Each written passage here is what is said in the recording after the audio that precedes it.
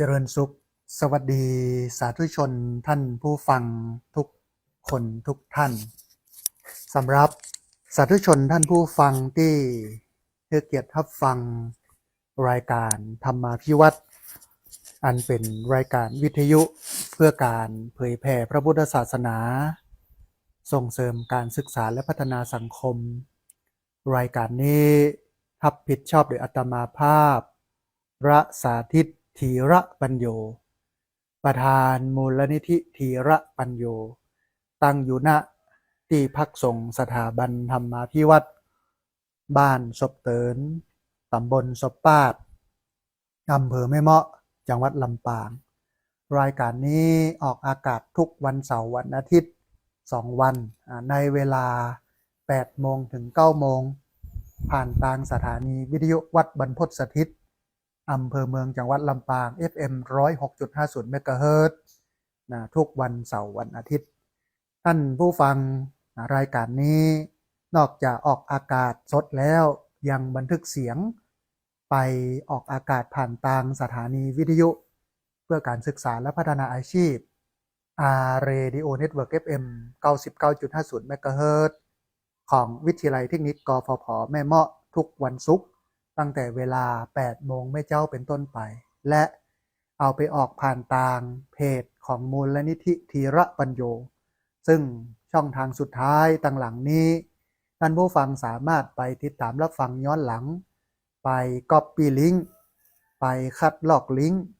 เอาไปส่งเอาไปแชร์ให้กับญาติธรรมทั้งหลายได้ยินได้ฟังกันได้แถมตัวท่านผู้ฟังวันนี้เราปะกันในบรรยากาศหมอกควันไฟป่า PM 2.5 ที่กำลังครุกุ่นขึ้นนะฮะในขณะที่สถานีวิทยุวัดบรรพตสถิตFM 106.50 เมกะเฮิรตซ์ซึ่งย้ายมาจากวัดบุญยวาสซึ่งเดิมนั้นเป็นสถานีวิทยุของวิทยาลัยสงฆ์นครลำปางก็กำลังปรับขึ้นปรับการส่งกระจายเสียงแล้วก็การปรับเพิ่มพระนักจัดรายการวิทยุนะฮะซึ่งตอนนี้ก็เริ่มเสถียรขึ้นเริ่มกระจาย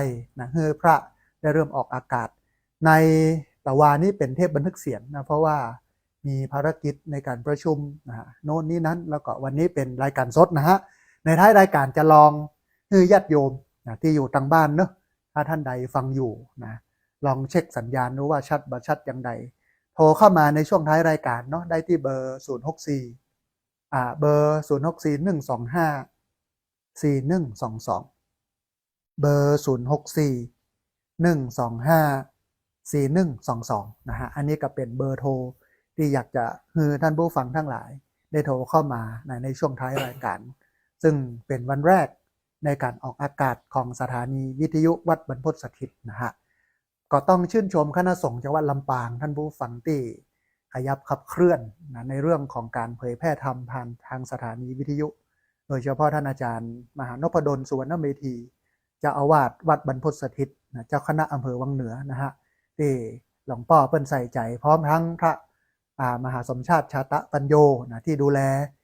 กับทีมงานทั้งหลายดีเจทั้งหลายนะฮะที่ทำให้วิทยุของคณะสงฆ์ได้ออกอากาศเอาธรรมะดีๆอย่างนี้มาให้ท่านผู้ฟังทั้งหลายได้ฟังกันท่านผู้ฟังนอกจากหมอกควันไฟป่าที่เกริ่นไปแล้วเนี่ยวันนี้มีพระคุณเจ้าได้มาบวชศึกษาและบวชปฏิบัติธรรมตัวในวันพรุ่งนี้จะลาสิกขาแล้วนะฮะเพราะว่ามีภารกิจการงานที่จะต้องกระทำเยอะแยะนะฮะตามวิถีของคฤหัสถ์เนาะแต่อย่างน้อยก็เข้ามาสู่ร่มเงาของพระศาสนาได้เข้ามาเรียนรู้ได้เข้ามาฝึกหัดปฏิบัติตัวเก่าและในวันนี้ก็จะฮือเปิ้นเล่าว่าเปิ้นบวชมาแล้วนะฮะเปิ้นได้อันยังพ้องได้เรียนรู้อะไรบ้างแล้วก็เปิ้นจะสามารถ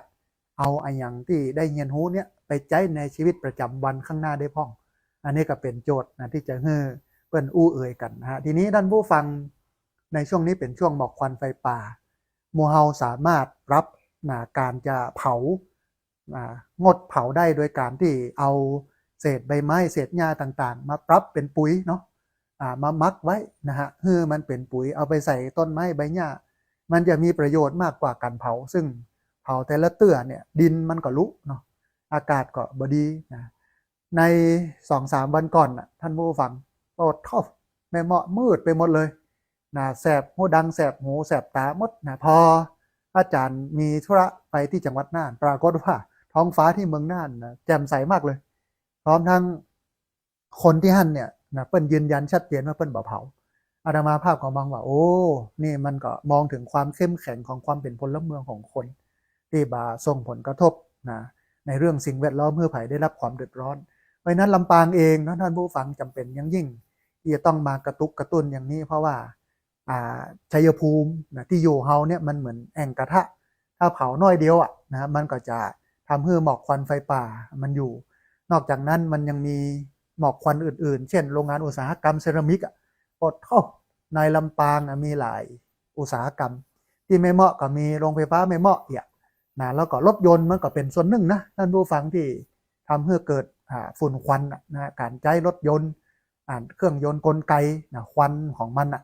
มันก็ทำให้เราได้รับความเดือดร้อนเพราะฉะนั้นท่านผู้ฟังช่วยกันเนอะช่วยกันได้อย่างใดก็ต้องช่วยกันพอกอยกันแล้วก็ในช่วงนี้ระวังเป็นโรคฮิสโตกท่านผู้ฟังเพราะว่าหน้าร้อนเริ่มเข้ามาแล้วในการทำงานการแจ้งของผู้คนเนี่ยอาจจะบ่ต้องทำเมินสักเกิงเจ้าโมงหรือเจ้าโมงหนึ่งอาจจะมานั่งพักสัก10 นาทีเสร็จแล้วก็ออกแดดต่อถ้ายังเอี้ยมันก็จะสามารถที่จะทำให้เฮานั้นทำงานได้โดยที่บ่รบกวนสุขภาพแต่ว่าถ้าท่านผู้ฟังไปนั่งตากแดดเนี่ยการแจ้งโดยที่บ่แวะมาพักโดยที่บ่แวะมาดื่มน้ำมันก็จะทำให้ร่างกายเนี่ยมันมีปัญหาจะเป็นเย็นไข้ขึ้นมาด้วยความเป็นห่วงท่านผู้ฟังจากรายการธรรมาภิวัตรรายการวิทยุเพื่อการเผยแผ่พระพุทธศาสนาส่งเสริมการศึกษาและพัฒนาสังคมนะฮะท่านผู้ฟัง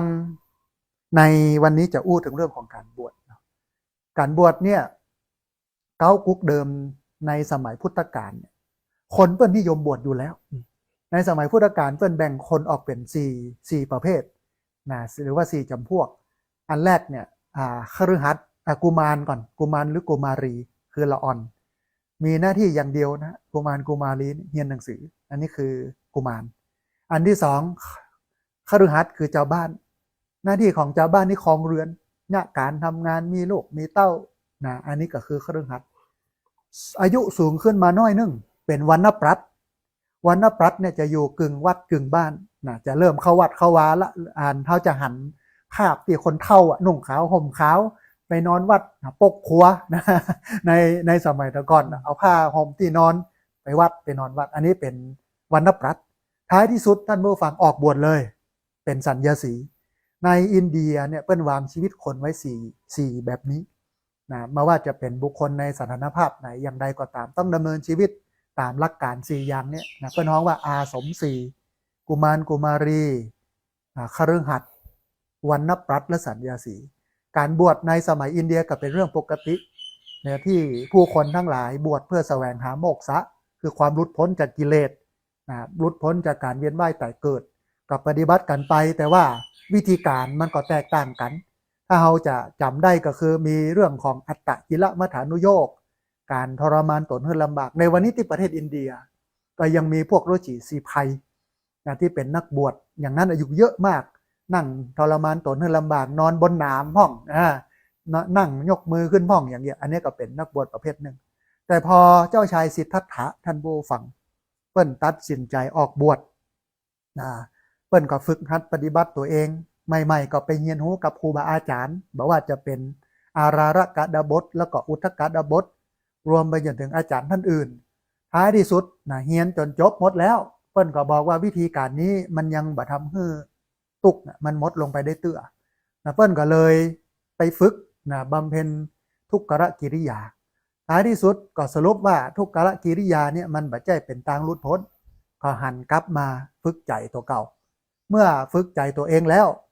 เข้าถึงธรรมเห็นไตรลักษณ์เห็นการเกิดขึ้นเห็นการตั้งอยู่เห็นการดับไปของสิ่งทั้งหลายแล้ว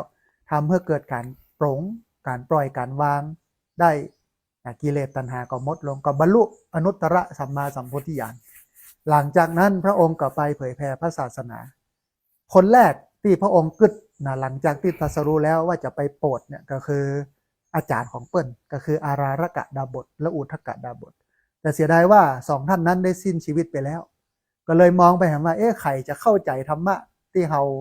ฮู้เนี่ยนะก็เลยมองว่าอ๋อมันยังมีปัญจวัคคีย์ทั้งห้ามีโกณทัญญะวัปปะนะพัทธิยะมหานามะอัสสชิก็เลยไปผายไปโพดปัญจวัคคีย์ทั้งห้าเทศสองเรื่องนะฮะปัญจวัคคีย์ทั้งห้าเนี่ยหนึ่งเรื่องธรรมจักรกับปวัตตนสูตรซึ่งเป็นปฐมเทศนาพระเทศนากันแรก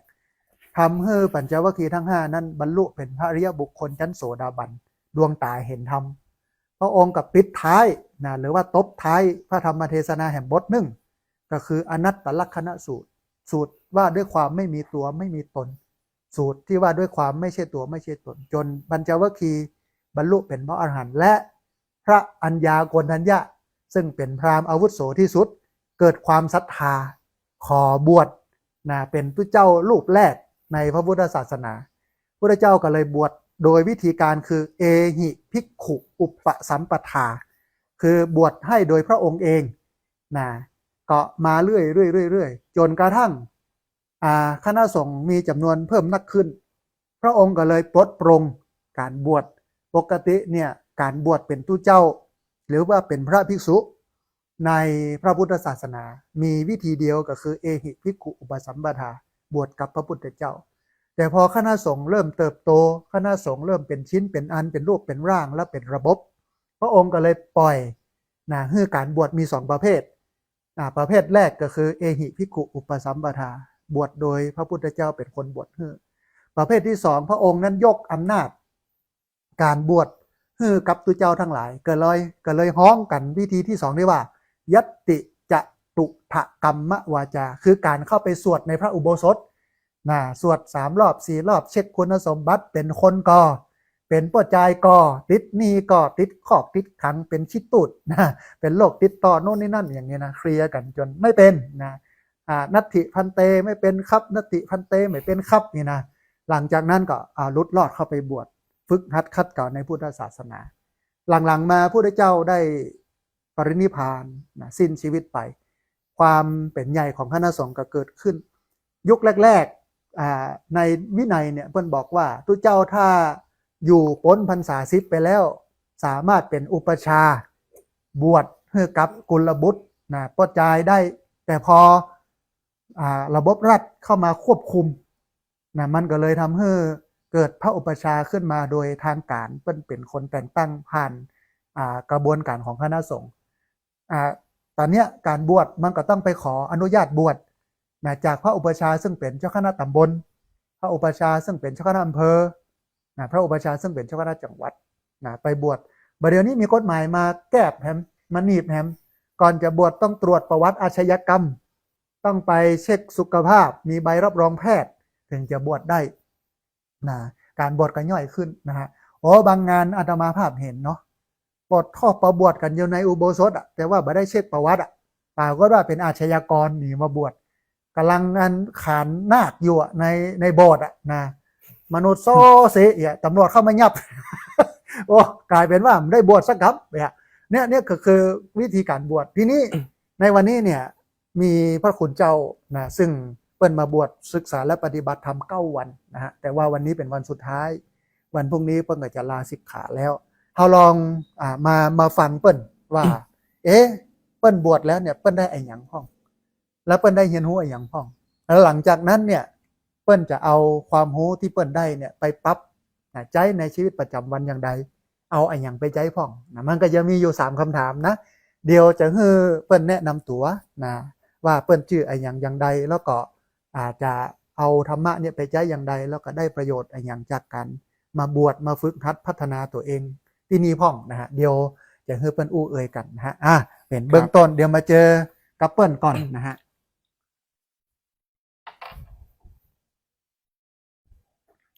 ครับก็ขอสวัสดีนะครับญาติโยมทั้งหลายนะครับแล้วก็ขอแสดงความเคารพครูบาอาจารย์นะครับที่ได้เชิญมานะครับมีโอกาสได้มาร่วมแลกเปลี่ยนในเรื่องของการบวชหรือการบรรพชานะครับผมอาตมานะครับพระพินิจปวโรนะครับก็ได้ทำการบวชมานะครับในวันที่28 กุมภาพันธ์ที่ผ่านมานะครับซึ่งโดยปกติเนี่ยคนรุ่นผมเนาะผมเกิดยุคปีพ ถ้านับตามคริสตศักราชเนี่ยครับก็เป็นปี 2000 พอดีถ้าเป็นพศก็ 2543แล้วปีนี้อายุย่าง25 ปีย่าง26นะครับส่วนใหญ่เนี่ยผมว่าการบวชในเป็นเรื่องที่ค่อนข้างใหญ่ในเรื่องของในปัจจุบันนะครับสำหรับคนในวัยเดียวกันถ้าเหมือนที่พระอาจารย์สาธิตเอ่ยเมื่อสักครู่ว่าโดยปกติแล้วเมื่อเสร็จสิ้นจากช่วงของการอยู่วัยเรียนเนี่ยครับก็จะต้องเป็นวัยทำงานดังนั้นเนี่ยโอกาสที่เราจะมีโอกาสได้กลับมาทบทวนหรือว่าดูแลสุขภาพกายสุขภาพจิตสุขภาพใจของตัวเองเนี่ยก็น้อยลงไปทุกทีเนาะดังนั้นเนี่ยเมื่อผมโชคดีหน่อยโชคดีกว่าอาจจะโชคดีกว่าลูกหลานญาติโยมคนอื่นนะครับที่เราพอจะมีเวลาอยู่บ้างนะครับก็เลยตัดสินใจว่าในฐานะของพุทธศาสนิกชนเนี่ยก็เลือกที่จะบรรพชาอุปสมบทนะครับเพื่อที่จะเข้ามาเรียนรู้หลักธรรมคำสอนนะครับของสมเด็จ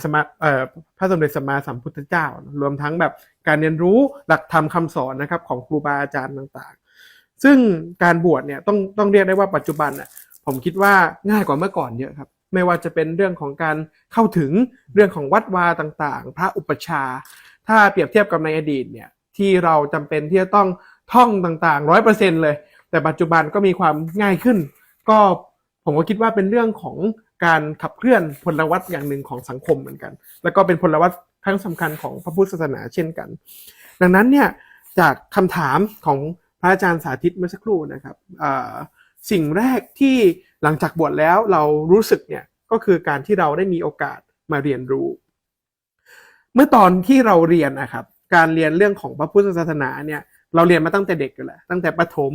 มัธยมจนถึงปริญญาเนี่ยก็ผมเรียนในสายปรัชญาเนาะดังนั้นเนี่ยก็ค่อนข้างที่จะมีโอกาสได้เข้ามาศึกษาหลักธรรมหรือคำสอนของเกือบทุกศาสนานะครับรวมทั้งทัศนคติของนักปรัชญาต่างๆที่อธิบายคุณค่าและหลักการของหลักธรรมคำสอนต่างๆเนี่ยดังนั้นเนี่ยคือสิ่งหนึ่งที่เราสัมผัสได้ว่าการบวชเนี่ยมันก็คือการสละช่วงเวลาวันแรกอาจจะยากหน่อยสำหรับอาตมานะครับในการบวชเพราะว่ารู้สึกว่ายังไม่เข้ารูปเข้ารอยเนาะดังนั้นเนี่ยเราก็ยังไม่เข้าใจว่าการทำวัดเช้าการทำวัดเย็นหรือว่าการที่เรามาศึกษาหลักธรรมคำสอนเนี่ยครับมันจะก่อเกิดประโยชน์อะไรให้กับเราแต่เชื่อไหมครับว่าวันแรกที่มีโอกาสทำวัดเช้ามีโอกาสได้สวดมนต์เนี่ยบทสวดมนต์ที่เราสวดกันในที่บ้านหรือเวลาเราไปวัดวาต่างๆเนี่ยแต่ของพระอาจารย์สาธิตแห่งสถาบันธรรมาภิวัตน์เนี่ยแอบเชิญชวนนะครับญาติโยมคือที่เนี่ยเราสวดมนต์ก็จริงแต่เป็นการสวดมนต์และแปลเป็นภาษาไทยด้วยคือบางครั้งเนี่ยเหมือนผมเองเหมือนอาตมานะครับเวลาไปวัดต่างๆเนี่ยก็จะไปรับฟังบทสวดแต่เราไม่รู้ความหมายเลยของบทสวดนะครับบทสวดนะโมตัสสะภะคะวะโตอะระหะโตเนี่ยสมมุติเนี่ยเราไม่รู้เลยว่าความหมายนัยยะของมันคืออะไรนัยยะของสิ่งที่เรากล่าวถึงคืออะไรก็เพิ่งมาตระหนักรู้มาเข้าถึงหลักธรรมคำสอนได้ก็ตอนที่บรรพชาก็คือการบวชของครั้งนี้นั่นเองนะครับรวมทั้งความหมายอื่นๆนะครับในหลักธรรมคำสอนบทสวดที่เราสวดกันประจำเช่นอิติปิโสภควาหรือบทสวดต่างๆเนี่ยสำหรับคนยุคผมค่อนข้างที่จะห่างไกลกับการค้นหาความหมายการค้นหาเรื่องของการอธิบายของพระพุทธศาสนาไปค่อนข้างมากดังนั้นเนี่ยการบวชในครั้งนี้ครับนอกเหนือจากการที่เราได้ละได้เว้นแล้วนะครับเรายังมีโอกาสได้ศึกษาได้ใช้ประโยชน์จากการที่เราได้มีการศึกษาหลักธรรมคำสอนขององค์พระสมเด็จสัมมาสัมพุทธเจ้าด้วยนี่คือสิ่งที่เรียกว่าตลอดระยะเวลาเกือบ9 วันนะครับที่ผ่านมาเนี่ยก็รู้สึกว่าการที่เราได้เรียนรู้การที่เราได้มีความเข้าใจมากขึ้นเนี่ยมันไม่ใช่แค่การส่งเสริมให้เราเป็นพุทธศาสนิกชนที่ดีนะครับแต่มันคือการที่ทำให้เรานะครับได้สืบสานนะครับถึงหลักธรรมคำสอนขององค์พระสมเด็จสัมมาสัมพุทธเจ้าหลักธรรมคำสอนนะครับของครูบาอาจารย์ต่างๆที่ในอดีตได้เสียสละศึกษาหลักธรรมนะครับจนนำมาแปลนำมาอธิบายให้กับผู้คนประชาชนรวมทั้งพระสงฆ์รุ่นใหม่ๆได้เข้าใจนะครับดังนั้นเนี่ยคิดว่าตอบคำถามถัดมาเลยแล้วกันนะครับก็คือการที่ประโยชน์จากสิ่งที่เรียกว่าเป็นการอุปสมบทบรรพชาในครั้งนี้นะครับผมคิดว่าสาระสำคัญที่สุดการที่ ผมเองเป็นช่วงรอยต่อนะครับเพื่อผมทำงานมา2 ปีกว่าๆหลังจากเรียนนะครับก็เรารู้สึกว่าจิตใจของเราเนี่ยค่อนข้างที่จะโฟกัสก็คือมุ่งเน้นถึงเรื่องของการทำงานมุ่งเน้นถึงการใช้ชีวิตวิถีคฤหัสถ์ทั่วไปแต่หลังจากที่เราได้เข้ามาบรรพชาอุปสมบทนะครับสิ่งที่เราพบเจอสิ่งที่อาตมาพบเจอคือเรารู้สึกว่าจริงๆแล้วเนี่ยความเป็นมนุษย์หรือว่าสุขภาพร่างกายจิตใจของเราต่างๆเนี่ยการบรรพชาอุปสมบททำให้เราเข้าใจความเป็นตัวตนของเรามากขึ้นเข้าใจกับความรู้สึกของเรามากขึ้นเข้าใจกับความเป็นธรรมชาติความเป็นสิ่งแวดล้อมต่างๆเข้าใจกับการเมื่อก่อนเนี่ยเราอาจจะนั่งดูท้องฟ้าแล้วอาจจะจินตนาการก้อนเมฆว่าเป็นสัตว์รูปร่างอย่างนั้นอย่างนี้นะครับแต่พอสุดท้ายพอบรรพชาอุปสมบทเนี่ยเราใช้หลักการและเหตุผลเราเข้าถึงหลักการและเหตุผลมากขึ้นเราก็เห็นว่าเมฆก็คือเมฆท้องฟ้าก็คือท้องฟ้าต้นไม้ก็คือต้นไม้แต่เราสามารถที่จะตกผลึกทางความคิดมีสมาธิกับสิ่งที่เราจดจ่อสามารถที่จะนำพาสติกลับมาสู่ตัวเราได้จากที่แบบเราใช้ชีวิตทำงานอย่างหนักโฟกัสกับเรื่องรายได้โฟกัสกับเรื่องการทำงานโฟกัสกับอารมณ์ความรู้สึกของผู้อื่นที่มีต่อเราโฟกัสกับเรื่องราวต่างๆในชีวิตประจำวันนะครับพอได้มีโอกาสบรรพชาอุปสมบทเนี่ยเราได้อยู่กับตัวเองเราได้อยู่กับสิ่งที่เรียกว่าอาจจะเป็นความว่างเปล่าแต่เป็นความว่างเปล่าที่ไม่เวิ้งว้างนะครับเป็นความว่างเปล่าที่สมดุลคือบางครั้งเราต้องยอมรับจริงๆว่ายุคนี้เป็นยุคสมัยของการที่เราต้องเอาตัวรอดดังนั้นเนี่ยทุกวันอ่ะเวลาเราตื่นเช้ามาเราหรือก่อนนอนเนี่ยเราจะนึกอยู่2 เรื่องสำคัญคือวันนี้เราจะหาเงินได้เท่าไหร่กับเราจะใช้ชีวิตแบบไหนแต่พอหลังจากที่เราเลือกที่จะบรรพชาอุปสมบทนะครับมันคือการละมันคือการเว้นอย่างน้อยที่สุดเราได้รู้ว่าสิ่งที่จะเป็นเป้าหมายของชีวิตเราในอนาคตคืออะไรดังนั้นเนี่ยผมคิดว่าการบรรพชาอุปสมบท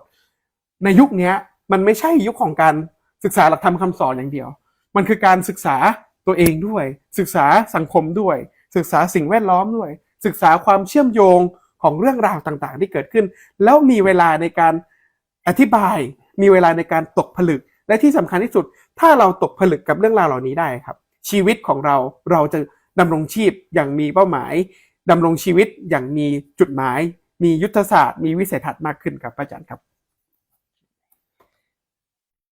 เราได้ฟังนะพระคุณเจ้านะพระพินิจปวโรนะว่าบวชมาได้อะไรมันก็จะมีอยู่ประมาณสัก2 อย่างเนาะนอกจากบวชมาแล้วก็ได้ฝึกหัดขัดเกลาตนเองตามหลักการศาสนาไหว้พระสวดมนต์บิณฑบาตทำกิจของสงฆ์ฝึกสมาธิแต่ว่ามันมี2 เรื่องนะเรื่องแรกก็คือพูดถึงเรื่องของการบวชที่มันเปลี่ยนไปสมัยก่อนเนี่ยการบวชนะอย่างที่บอกก็คือมีอยู่2 วิธีการแล้วก็คนสมัยก่อนเนี่ยใครจะบวชเนี่ยมันต้องใช้เวลาแต่ด้วยความที่วันเนี้ยบ้านเมืองมันเป็นพลวัตมันขับเคลื่อนไปมันทำให้เวลาของคนมีน้อยถ้าจะตั้งเป้าไว้ว่าก่อนจะบวชต้องมาฝึกหัดก่อนนะ15 วันพระอาจารย์ว่าคนแทบจะไม่มีใครบวชเพราะว่าเวลาในการใช้ชีวิตมันน้อยนะเพราะฉะนั้นมันก็เลยก่อนจะบวชสักวัน2 วันก็มาฝึกกันน้อยนึงก็แล้วเสร็จแล้วก็บวชทีนี้เนี่ยการบวชมันไม่สำคัญแต่สำคัญหลังจากบวชแล้วคุณได้ฝึกไหมเนี่ยเพราะว่าการบวชเนี่ยในพุทธศาสนาคือการฝึกเนาะฝึกหัดพัฒนาตนเองแต่ปัญหาณวันนี้ทั่วประเทศนะเมื่อบวชแล้วมันไม่ได้ฝึกอาตมาภาพเห็นหลายคนบวชแล้วก็อยู่ในพระอุโบสถอยู่ในโบสถ์ไม่ได้ยากอย่างเลยก็มีแต่ทำวัดสวดมนต์เช้าเย็นนะแค่นั้นแล้วบิณฑบาตที่เหลือก็หลับพักผ่อนอ่านหนังสือโน่นนี่นั่นเล่นเกมดูหนังโน่นนี่นั่นเนี่ยมันมองว่าโอ้ประโยชน์ในการบวชไม่ได้เลยแต่พอเราตั้งเป้าหมายว่าการบวชคือการฝึกหัดขัดเกลาตนเองตามหลักศีลสมาธิปัญญาเนี่ยมันก็จะเดินหน้าไปตามกระบวนการนั้นแต่ว่าประเด็นที่มันสำคัญสำหรับเรื่องนี้ก็คือว่าความเป็นพลวัตของโลกมันทำให้กระบวนการในการบวชนะจากที่มันยาวจากที่เวลามันเยอะจากที่มันมีการคัดกรองบุคคลเข้ามาบวชก็กลายเป็นว่าวันนี้มันกระชั้นชิดทั้งหมดเลยด้วยความที่มันเป็นพลวัตมันก็เลยทำให้การคัดกรองบุคคลเข้ามาในพระศาสนาเนี่ยมันด้อยคุณภาพแล้วเราจะเห็นข่าวเนาะดูเจ้าพระสงฆ์สามเณรที่ออกข่าวทุกวันแต่ก็นี่แหละด้วยความที่มันรีบเร่งนะมันรีบเร่งจากการคัดบุคลากรเข้ามาในพระศาสนานะมันก็เลยไม่ได้คัดกัน อย่างไรจะได้กับบวชไปเลยเมื่อบวชมาแล้วสำคัญที่สุดคือไม่ได้ฝึก เมื่อมาได้ฝึกปุ๊บกิเลสมันยังอยู่พระเหลืองมันมาได้อัศจรรย์นะญาติโยมนะถ้าพระเหลืองมันดีถ้าคนไม่ดีมาบวชเอาพระเหลืองมาห่มตุ้มไปปุ๊บจะดีขึ้นเลยมันบัดใจถ้าอย่างนั้นเนี่ยก็เอาไปห่มคนที่เปิ้นเป็นโจรขโมยนะมันดีขึ้นแต่มันไม่ได้เป็นแบบนั้น แต่ที่มันจะเป็นแบบนั้นได้ก็เพราะว่าการฝึกการหัดตามหลักธรรมวินัยเพราะว่าธรรมวินัยของพุทธศาสนาเนี่ยมันเป็นเครื่องฝึกตัวเองทีนี้อีกเรื่องหนึ่งก็คือเมื่อบวชแล้วทำให้เกิดการเข้าใจตัวเองแล้วก็เข้าใจคนรอบข้างเข้าใจสังคมนักขึ้นตกผลึกนักขึ้นเพราะว่ามีเวลาอยู่กับตัวเองฆราวาสนิ่งไม่ได้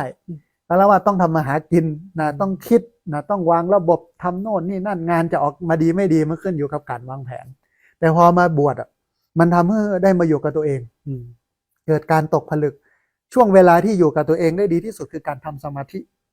เพราะว่ามันเป็นการดึงพลังจิตที่ส่งออกเนี่ยเข้ามาสู่ภายในมันก็เลยทำให้เกิดการตกผลึกในเรื่องของคำสอนนะฮะตะกี้เราได้มองเห็นว่าการบวชนั้นคือการฝึกตนเองด้วยสามระบบฝึกด้วยศีลฝึกด้วยสมาธิฝึกด้วยปัญญาศีลนั้นเป็นเครื่องมือฝึกพฤติกรรมของมนุษย์ให้มนุษย์มีพฤติกรรมที่ไม่เบียดเบียนตนเองและไม่เบียดเบียนผู้อื่นอันนี้คือสาระสำคัญของศีลนะแต่ถ้าใครถือศีลแล้วไปอ้างว่าตัวเองมีศีลเยอะกว่าเพื่อนเนี่ยอันนี้เป็นท้องว่าเป็นศีลพัตตปรมาสคือไม่ถูกต้องแต่สิ่งที่ถูกต้องเนี่ยมันมองที่ตัวเองมาฝึกตัวเองขัดตัวเองดีไม่ดีมันอยู่ที่ตัวเองมันไม่จะไปมองที่คนอื่นแต่ถ้าไปมองที่คนอื่นว่าตัวเองสูงกว่าเหนือกว่าในเรื่องของศีลเนี่ยอันนั้นมันเป็นศีลพัตตปรมาสคือความไม่ถูกต้องแต่ที่ถูกต้องก็คือว่าตัวเองเอามาปฏิบัติอันนั้นมันถูกต้องอันนี้คือเรื่องแรกคือเรื่องศีลสองสมาธิเป็นเครื่องมือฝึกใจธรรมดาใจของมนุษย์ที่ไม่ได้ฝึกเนี่ยมันกระสานสั้นเซนฟุ้งซ่านโน่นนี่นั่นเพราะมันคิดหลายเรื่องยิ่งวันเนี้ยน้ำมันจะหมดเนี่ยว่าจะต้องเอาไปเติมแล้วก็แกลลอนก็เอาเติมมาได้นะอาตมาภาพก็เห็นเพื่อขับรถแมคโครขับรถแมคโครเข้าไปเติมนะหลายคนเพื่อซับเปลอท่านผู้ฟังนะที่อยู่เมนปะเหี่ยวปะจ้าเนี่ยเผาผีเผาศพเพื่อนบอกว่าได้จะได้ยกเมนไปเติมน้ำมันอย่างละก้าคือโลกมันเปลี่ยนและการเมืองก็ยังเหมือนยิ่งนะช่วงนี้บอกควันไฟป่าเศรษฐกิจก็ยังไม่โตเนี่ยมันก็เลยเป็นปัญหาเพราะนั้นการฝึกจิตด้วยการทำสมาธิจึงถือว่าเป็นเรื่องสำคัญพอดีนะคนเข้ามาบวชก็ได้ฝึกหัดขัดเกลาตนเองตามหลักการของสมาธิใจก็สงบใจก็นิ่งใจก็เย็นนะอันภาษาพระบอกว่าถ้าฝึกดีแล้วเนี่ยใจมันจะเป็นกรรมนิโยควรแก่การงานคือมันพร้อมต่อการจะฝึกปัญญาถ้าใจมันบ่สงบมันก็ไม่พร้อมที่จะฝึกปัญญาแต่ถ้าใจสงบเมื่อนิ่งแล้วด้วยสมาธิแล้วเนี่ยมันก็จะเตรียมให้เกิดปัญญาคือความเป็นเหตุเป็นผลอันนี้ก็คือสมาธิฝึกใจอีกอันหนึ่งปัญญาฝึกความคิดแต่ปัญญานี่มันบ่เหมือนปัญญาทางโลกนะท่านผู้ฟังปัญญาของพระเนี่ยคือการเห็นโลกตามความเป็นจริงภาษาพระใช้คำว่ายะถาภูตะญาณทัศนะคือการมองโลกตามความเป็นจริงมองเห็นโลกตามความเป็นจริงไม่ได้มองเห็นโลกตามที่เราอยากจะให้มันเป็นในวันนี้ญาติโยมทุกข์เพราะว่ามองโลกโดยอยากให้โลกเป็นไปอย่างที่เราคิดแต่ความจริงมันไม่ได้เป็นแบบนั้นโลกมันก็เป็นแบบนั้นหลวงพ่อพุทธทาสใช้คำว่าตถาตามันเป็นเช่นนั้นเองถ้ามองโลกตามความเป็นจริงของพุทธเนี่ยก็คือมองว่าทุกอย่างมันเกิดขึ้นนะทุกอย่างมันตั้งอยู่นะทุกอย่างมันดับไปนะอันนี้คือการมองโลกตามความเป็นจริงกระบวนการฝึกแบบเนี้ยนะฮะถ้าเป็นคฤหัสถ์อาจจะฝึกยากเพราะว่ามันมีเวลาต้องไปเซ้าว่าหัดกินแต่พระมันมีเวลาเต็มที่กับการฝึกหัดขัดเกลาหลักการนี้ทีนี้พระคุณเจ้าพินิจได้ฝึกหัดขัดเกลาเรียบร้อยแล้วได้เรียนรู้อะไรแล้วมากมายการไปใช้ชีวิตโดยเฉพาะวันพรุ่งนี้จะได้ลาสิกขาการลาสิกขาก็คือลาการฝึกลาสิกขาเนี่ยไม่มีอะไรเยอะคือลาการฝึกตามหลักของศีลสมาธิปัญญาไม่ฝึกละคือไม่ใช่ไม่ฝึกลดระดับการฝึกจากศีล227เนี่ยเพื่อมาเหลือศีล5วันเดิมสมาธิจากการที่มาอยู่วัดฝึกเข้มเช้าเย็นเนาะนั่งสมาธิเป็นครึ่งชั่วโมงก็ลดลงแต่ปัญญาในเชิงเหตุเชิงผลก็มากจากมากก็ลดลงส่วนหนึ่งเพราะว่าวิถีคฤหัสถ์มันคับแคบมันไม่สามารถมาฝึกหัดขัดเกลาตามกระบวนการแบบนี้ได้จริงทีนี้มุมหนึ่ง ที่อยากจะฟังก็คือว่าพระคุณเจ้าสามารถนำเอาการเรียนรู้นะในการบวชครั้งเนี้ยไม่ว่าจะเป็นเรื่องของการฝึกเรื่องศีลนะมีการปรงอาบัติทุกเช้าเย็นนะฮะมีเรื่องของสมาธิมีเรื่องปัญญาสามารถจะประยุกต์ใช้นะในสิ่งที่ได้เรียนรู้รวมไปจนถึงการไปเรียนรู้เรื่องบทบาทของพระสงฆ์นักพัฒนาพอดีมีโอกาสกันเลยปาเปื้อนไปที่อย่างวัดน่านไปกราบอาจารย์พระครูสุจินนันทกิจนะซึ่งเป็นพระสงฆ์นักพัฒนาเรื่องดินน้ำป่าสิ่งแวดล้อมและการเกษตรก็ได้ไปเรียนรู้อย่างตรงนั้นแล้วก็เรียนรู้อีก 2-3 เรื่องวันเนี้ยพระคุณเจ้าสามารถที่จะประยุกต์สิ่งที่ได้เรียนรู้เอาไปใช้ในชีวิตประจำวันได้อย่างไรเดี๋ยวลองเล่าเนี่ยกับท่านผู้ฟังที่ฟังอยู่ทางบ้านอาจจะได้รับฟังกันโดยเนาะขอนิมนต์ครับครับต้องยอมรับจริงๆว่ามันเป็นโอกาสที่หาได้ยากในชีวิตนะครับที่เราได้มีโอกาสมาศึกษาพระธรรมคำสอนนะครับขององค์สมเด็จพระสัมมาสัมพุทธเจ้าตลอดจนถึงการศึกษาบทบาทนะครับของคณะสงฆ์นักพัฒนาแล้วก็คณะสงฆ์ที่ยังคงยืนหยัดนะครับท่ามกลางการเปลี่ยนแปลงของพระพุทธศาสนาในประเทศไทยนะครับที่วันนี้ญาติโยมทุกท่านคงเห็นเป็นอย่างดีว่าจุดประสงค์ของวัดหรือการดำเนินกิจการของวัดเนี่ยมุ่งไปประสงค์เพื่อสิ่งใดนะครับเราได้ไปเห็นรากไปเห็นแก่นของพระสงฆ์ที่ยังคงยืนหยัดว่าคำสอนของพระพุทธเจ้าต้องไม่ถูกบิดเบือนต้องไม่ถูกทำให้กลายเป็นเรื่องของวัตถุนิยมหรือว่าทรัพย์สินนิยมเนาะต้องยอมรับจริงๆครับพระอาจารย์ครับว่าตลอดระยะเวลาการบวชของผมเนี่ยผมเห็นการเปรียบอยู่ตรงกลางพอดีระหว่างของการเป็นคนธรรมดากับการเป็นพระสงฆ์เนาะผมว่าความเหมือนกันของคนธรรมดาและความเป็นพระสงฆ์คือสุดท้ายแล้วเราคือมนุษย์เหมือนกันมีรักโลภโกรธหลงแต่พอเป็นพระสงฆ์เนี่ยเราต้องละเรื่องเหล่านี้ไว้ก่อนstop ไปก่อนถ้าพูดภาษาอังกฤษเนาะภาษาอังกฤษให้ญาติโยมฟังหน่อย stop ไปก่อนแต่เราสามารถพุทธได้เราสามารถผลักเรื่องของวิธีคิดหรือความคิดของเราไปได้ซึ่งปกติแล้วครับการเรียนการทำงานเนี่ยกดดันอยู่แล้วเป็นความกดดันอย่างที่สุดดังนั้นเนี่ยพอเกิดความกดดันสิ่งที่เราจะต้อง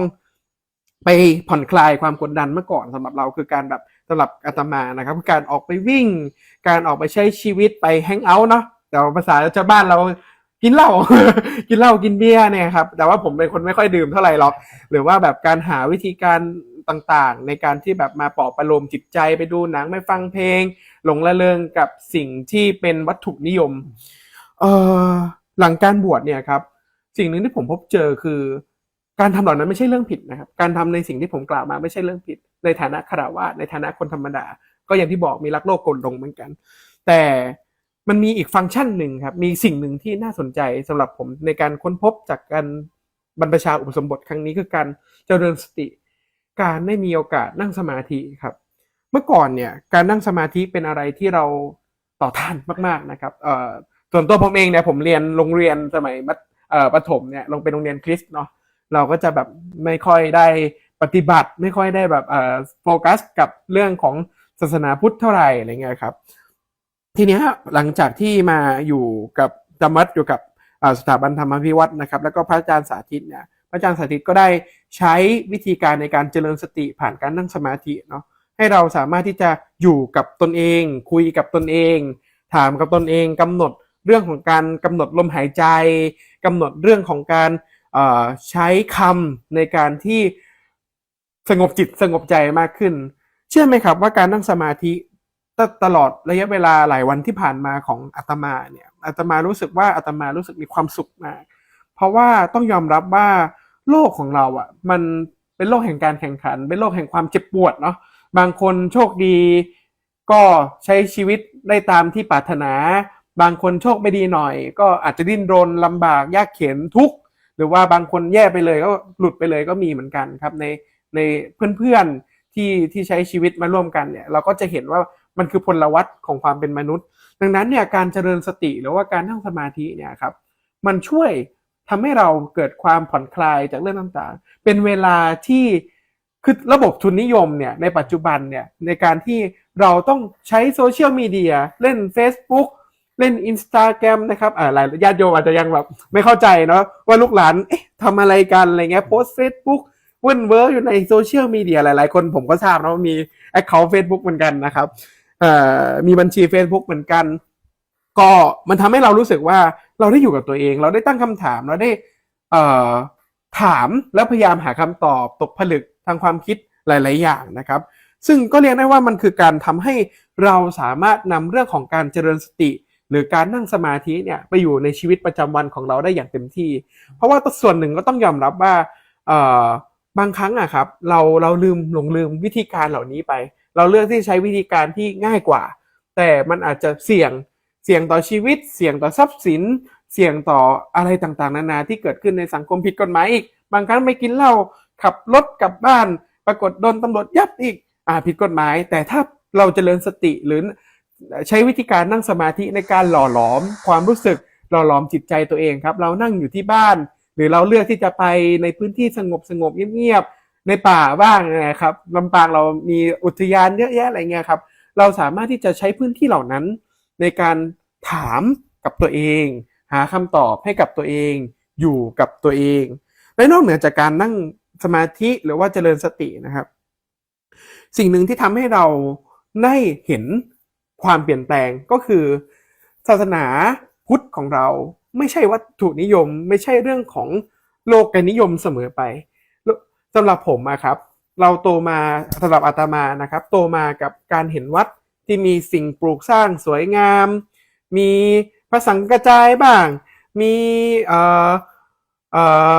อะไรก็ตามที่ไม่ได้อยู่ในศาสนาพุทธแต่อยู่ในศาสนาอื่นเนาะบางครั้งเราเข้าวัดไปเนี่ยเราสิ่งแรกที่เราจะต้องเห็นเด่นชัดที่สุดเนี่ยผมเชื่อว่าญาติโยมเห็นตรงกันคือตู้บริจาคเราเห็นเรื่องของวัดที่เป็นปัญหา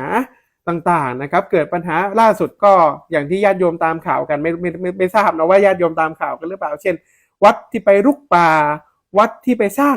ปัญหาให้กับสังคมจริงๆแล้วครับในอดีตเนี่ยต้องยอมรับว่าวัดเป็นศูนย์กลางที่รวบรวมผู้คนเป็นพื้นที่ที่มีโอกาสได้มาเจอกันทุกบ้าง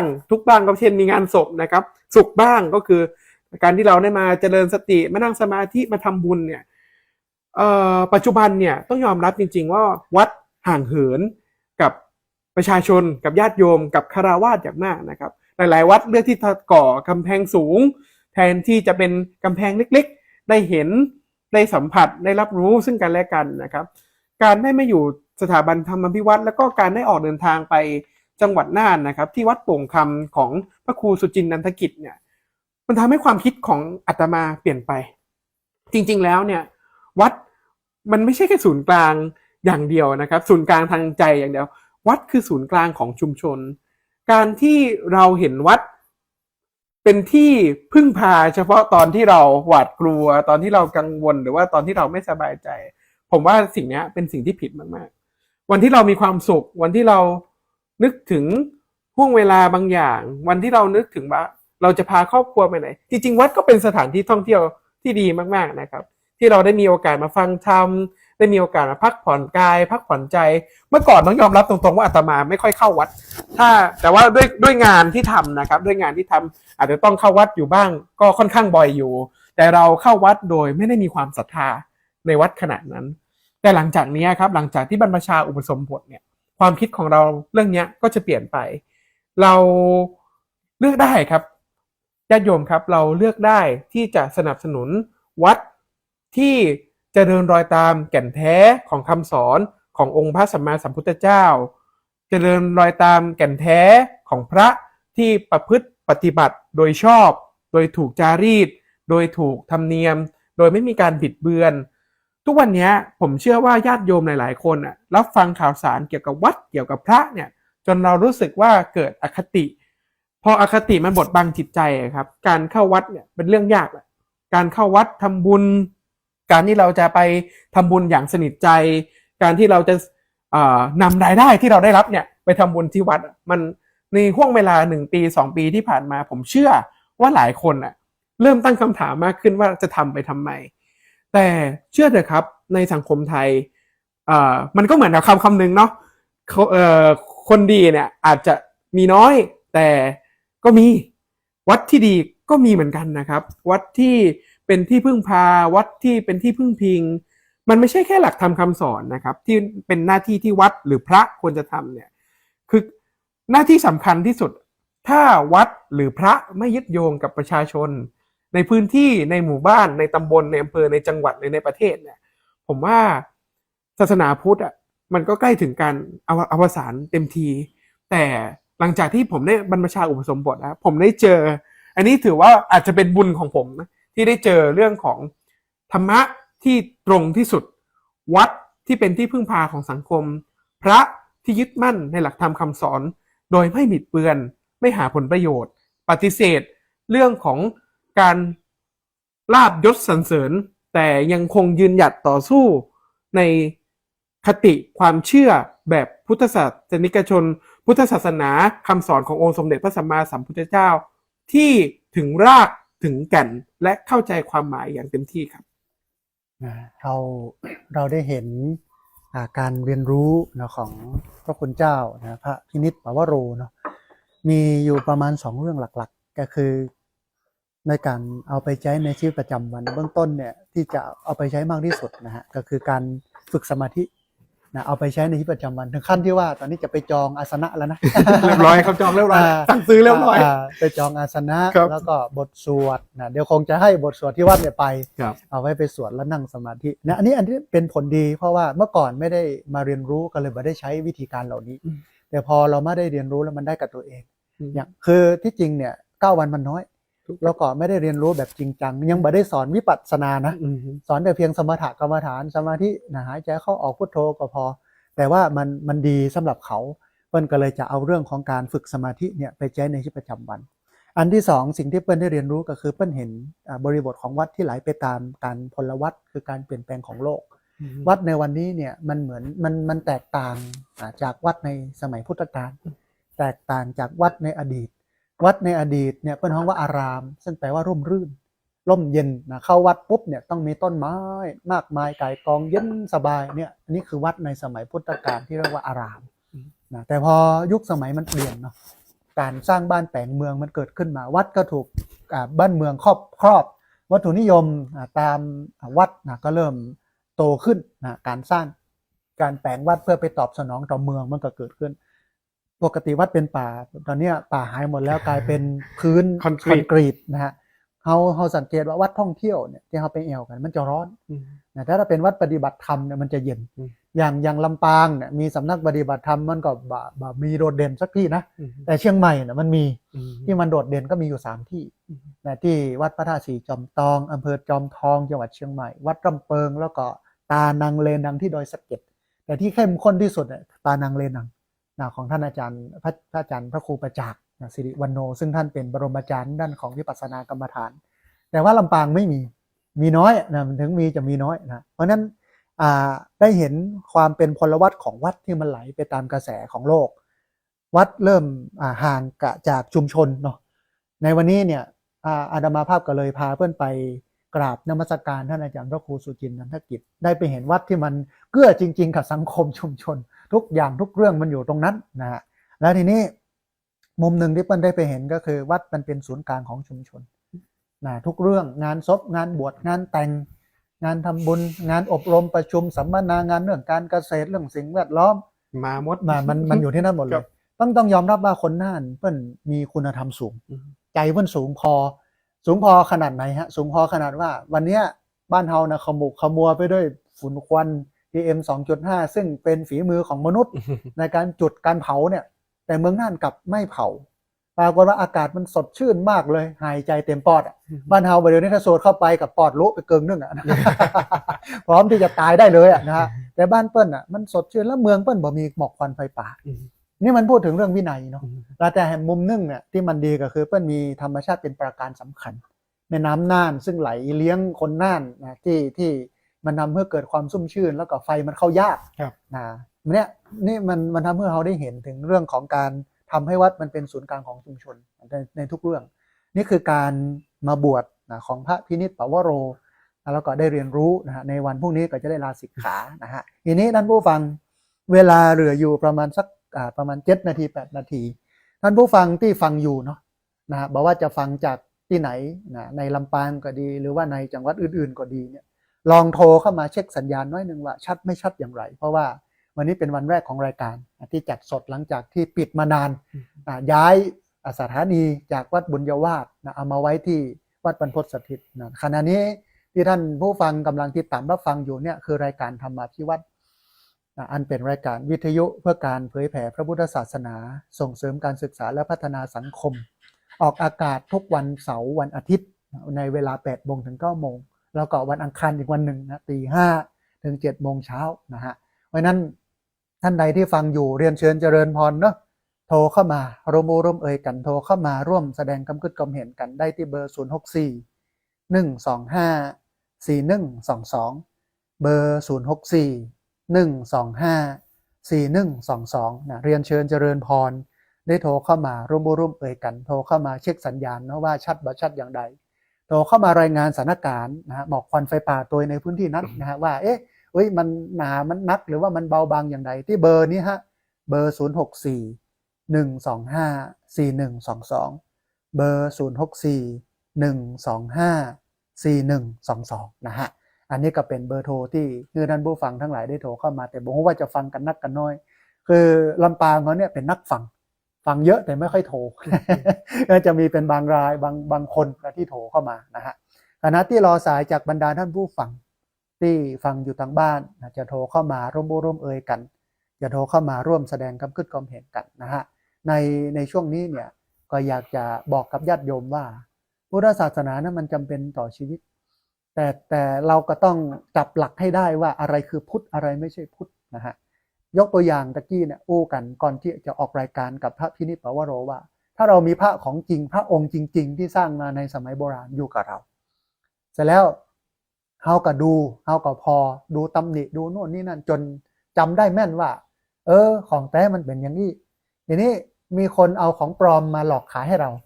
าอยู่กับของจริงมานานแล้วก็รู้เลยว่าสิ่งที่คนเอามาขายให้ฉันนี่เป็นของปลอมเพราะนั้นเนี่ยฉันไหนก็ฉันนั้นชาวพุทธเองก็จะต้องมีหลักในการตัดสินว่าอะไรเป็นพุทธอะไรไม่เป็นพุทธโดยหลักการของพุทธศาสนาเนี่ยมันมีอยู่3ประการเนาะBuddhist way of life หรือว่าวิถีพุทธก็คือศีลอันที่2คือสมาธิ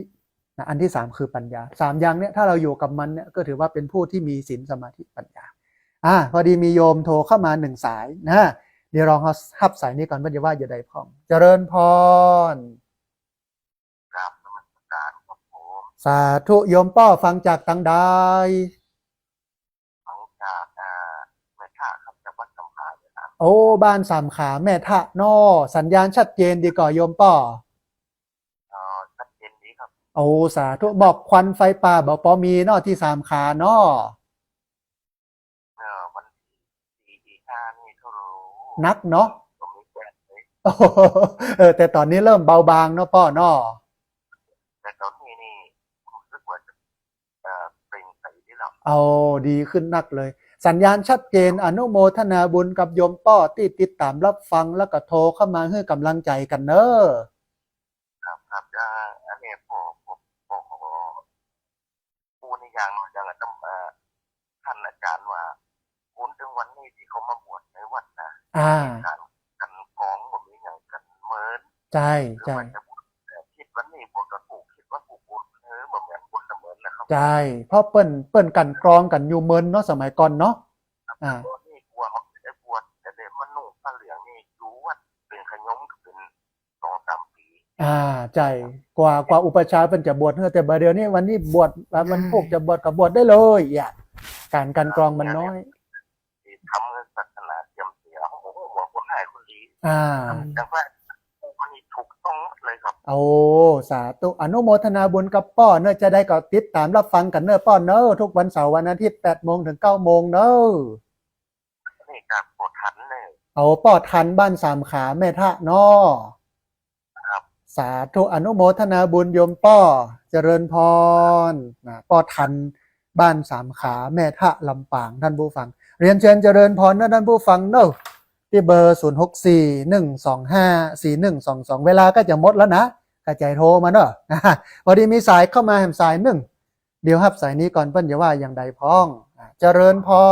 รเจ้าไหว้สาเจ้าอา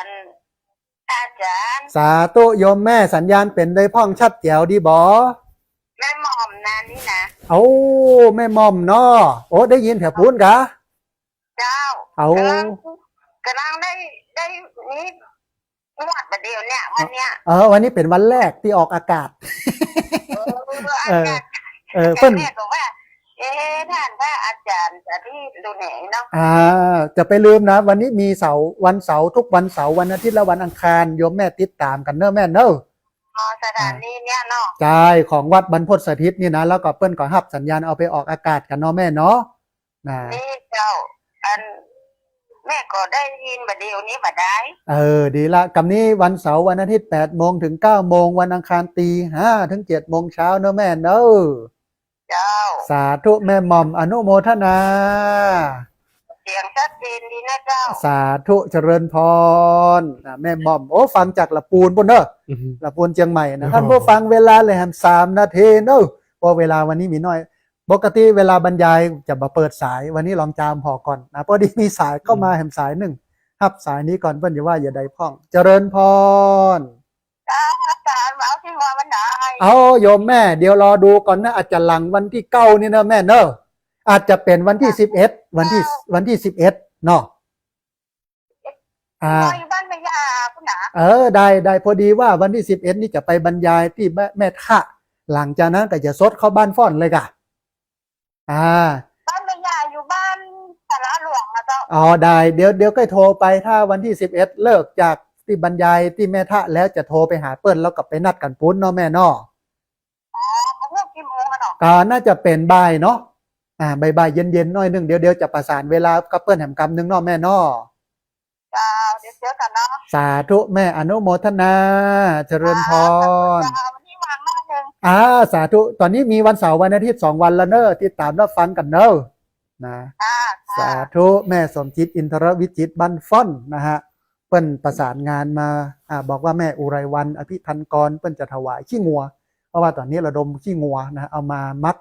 เป็นปุ๋ยเพราะว่าหมอกควันไฟป่ามันเยอะเวลาพอที่จะมีแหมสักน้อยหนึ่งเนอะท่านผู้ฟังเรียนเชิญเจริญพรเนอะที่เบอร์0641254122เบอร์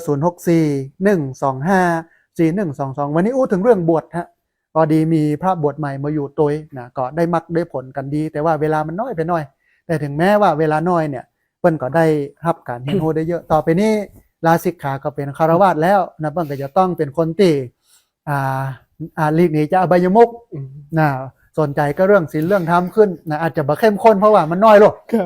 เวลามันน้อยแต่ก็ถือว่าได้ประโยชน์อย่างมากกับการได้มาบวชนะท่านผู้ฟังเวลาหมดแล้วนะฮะเดี๋ยวเขาใกล้อู้กันเนอะวันเสาร์วันอาทิตย์หน้า8 โมงถึง 9 โมงนะวันอังคารตี 5 ถึง 7 โมงเช้าวันนี้อาตมาภาพนะพระสาธิตชิระปัญโยนะพระพินิจปาวโรอาจจะต้องเอาเวลาของรายการนี้จากลาท่านผู้ฟังทั้งหลายไปก่อนนะขอท่านผู้ฟังกติดตามรับฟังกันเนอร์สถานีวิทยุวัดบรรพตสถิต FM 106.50 เมกะเฮิรตซ์ทุกวันเสาร์วันอาทิตย์แล้วก็วันอังคารหรือตลอดทุกวันที่มีพระสงฆ์ครูบาอาจารย์เพื่อมาบรรยายวันนี้สัพพะพุทธานุภาเวนะด้วยเดชเดชะอนุภาพของพระพุทธเจ้าสัพพะธรรมานุภาเวนะด้วยเดชเดชะอนุภาพของพระธรรมเจ้าสัพพะสังฆานุภาเวนะด้วยเดชเดชะอนุภาพของพระสังฆเจ้าศรัทธาสุทธีพระวันตุเตขอความสุขความเจริญในธรรมจงบังเกิดมีแด่บรรดาศรัทธาสาธุชนทุกคนทุกท่านตลอดการเป็นนิจเทินจะเริญพร